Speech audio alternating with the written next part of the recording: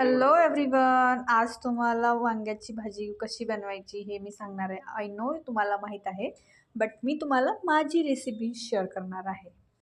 भाजी बनवण्यासाठी मी घेतला आहे लसूण पेस्ट, देन कोरिअंडर, वांगे भरून ठेवले आहे. त्याच्यामध्ये आपला घरगुती मसाला यूज केला आहे. तेल टाकून घेतलं, त्याच्यामध्ये मस्त जिरे मोहरी कडकडू दिली.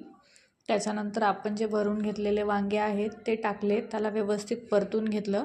आणि तुम्ही कशा प्रकारची वांग्याची भाजी बनवतात हे मला कमेंट करून नक्की सांगा.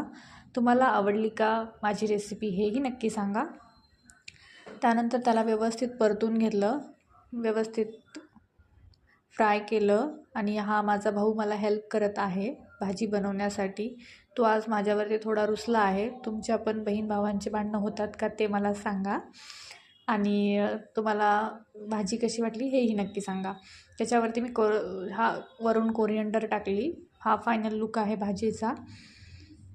आणि त्याच्यानंतर आम्ही जेवण घेतलं वाढून. Thank you so much for watching. Bye.